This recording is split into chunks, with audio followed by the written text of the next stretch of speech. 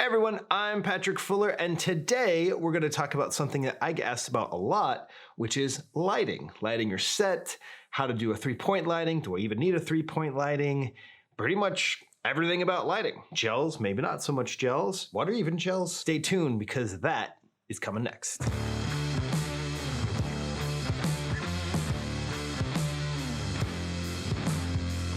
Okay, if you're new to this channel, welcome. And thank you for joining us. We talk a lot about video marketing, strategy, how to get the most out of things. And today we're going to do a little bit different. I think it's really important to start off with the common mistakes that I really see in a lot of videos. And the best way to do that is to make them myself. So check this out. We're going to do this. I'm going to switch my light around here. This is typically the lighting that I see in a lot of videos, especially small business videos. Either try to do themselves or maybe they don't have a real professional doing their set design, their lighting, or their video marketing, video production. And this isn't terrible. I'm going to look at my own screen here. This isn't terrible. It's kind of blown out and there's no symmetry to the face. There's just a lot of light coming in, right? Now, I personally prefer to turn that light, let's do this right here, so that it's basically bouncing off of my wall, or I've got another stand with a cork board sometimes, and it's bouncing off that. And the reason for that is because I like that really soft light. And personally, I like a little bit of contrast on the other side. The other thing is I don't love shadows in the background if I can avoid it. And you can't always avoid those. I just don't love them. Okay, so let's talk about how we get, let's call it good lighting. The first thing to know is that the primary light, the light that is typically on the single subject, or if you have a couple different subjects, but that primary light is called a key light. Now the key light's really important because you don't want it too bright, right? In this instance, so let's see if I turn this light, you don't want this. Like that's like crazy, crazy bright. Like that's even hard for me to even pay attention to you. But this is what I see. And I don't know if you can see it over here with this light. Like look how close this light is to my face and how brightly it's turned up. That is like crazy, crazy bright. And most importantly, like look at the crazy shadows that it's producing. All right, we got to change this. Now, the alternative to get a little bit more dramatic type of an effect is to do something like this, where you've turned the light or you've turned down the light. This light is way too down, right? So you've turned down this light, right? Or turned it to bounce it. And now I get most of my key light, right, on this side of my face. Now, the secondary light in a 3-point lighting system comes from this side, kind of over in this direction. And that's really more of a fill light. And right now you can't really see that, but if I turn here to my back camera, I've got this camera pointed at it, and what you see here, right about here, is some light, some natural light coming from the window. And so I'm using that as my fill light. So pro tip, if you can be in a situation where you can actually use natural light, even if you have to diffuse it a little bit with a little bit of a sheet, there's no better light than that. One other tip though to go with that, because this happens all the time, if you're shooting over a duration of hours, that light is going to change, right, as the sun moves. And so it may not always be consistent. So something to keep in mind. Okay, so the third piece of the 3-point lighting, and it's not something you always have to use, is what's called a backlight, right? Something that's shining in the background, or a hair light. You hear a hair light sometimes. And really what that means is in a hair light, the light is above you and it's shining down and it's kind of glistening on the hair. And the whole point of that is not to highlight your hair per se, especially for those that don't have any hair. I happen to have a lot of hair. It's a love-hate relationship.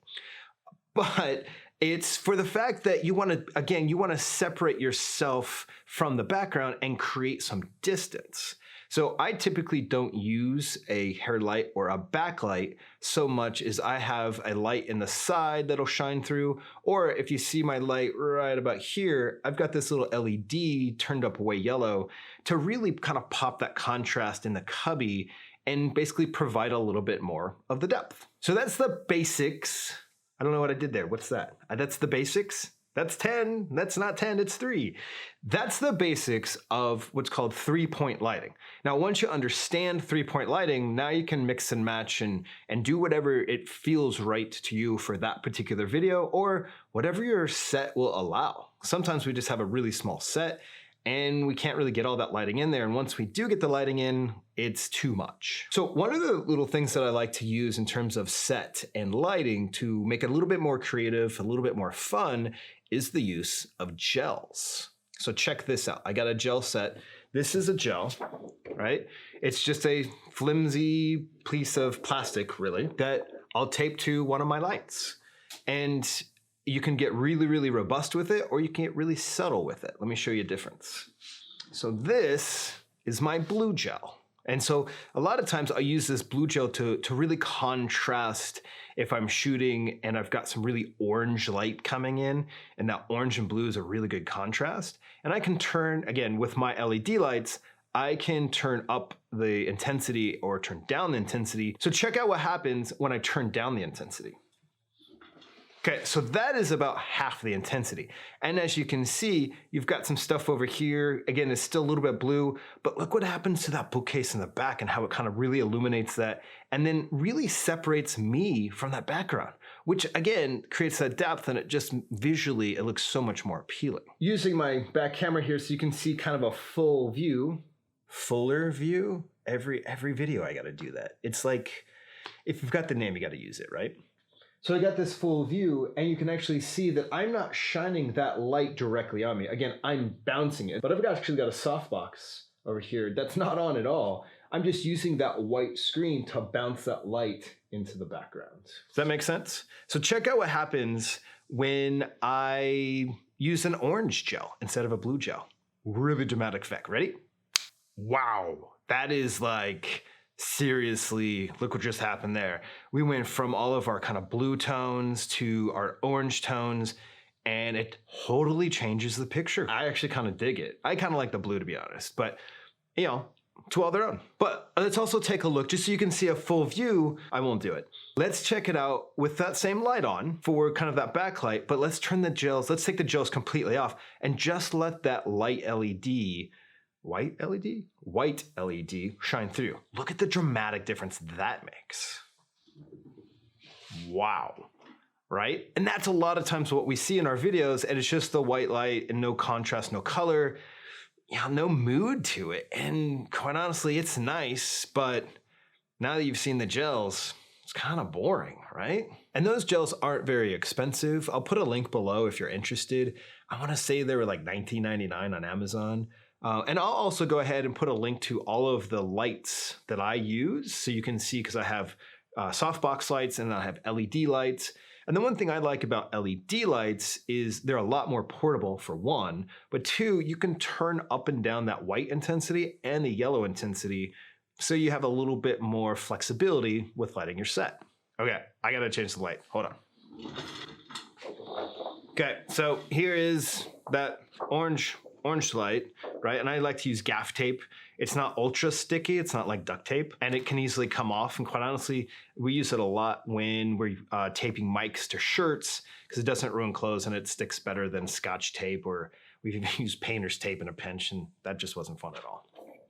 Okay, last but not least, let's talk about 4 tips that I like to share. I don't remember if they were all in the book, but I know some of them were in the book. But here are 4 tips that I like to share when lighting your set or working with somebody like me. The first tip is make sure your lights are coming down. The reason for that, if they're pointed down, is that the shadows that they cast will go down. And typically the camera isn't pointing down, right? It's pointing forward or maybe a little bit up, depending on your shot, and you won't see those shadows as much.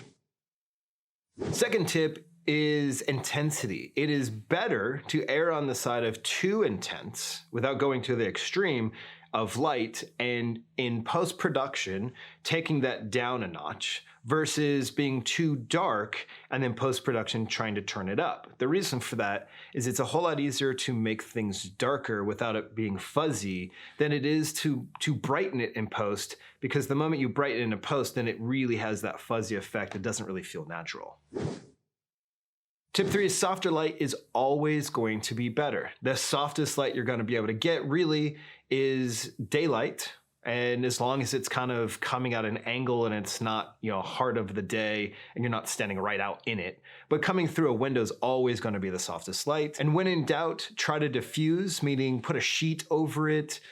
Try to dial down the intensity of that light, bounce it off of something. Anything that's going to take the harshness out of the light, like you saw when we did this guy. Let's see, move him like that. It's pretty harsh. Last but not least, tip number 4 is test ahead of time. Now, you're watching this video today, but what you didn't see is the 25 minutes of light testing it took for me to really try out different things to get the effect I was going for this particular video. Once you get a good lighting for that set, and you like it and things won't change very much, then put some tape marks on the floor so you know where that light goes if you have to put it away, or just flat out leave it out if you can. But sometimes if you're like me, you like to change things up quite a bit just because it makes it fresh and new, and you just gotta figure it out before you start filming. Okay, that's it for me and lighting in a nutshell. Between lighting and the previous video that I did around crispy audio, you are like 2/3 of the way to making great video content. The third one being the content itself. If you like this video, give it a thumbs up, subscribe if you haven't already, and I'll see you in the next one.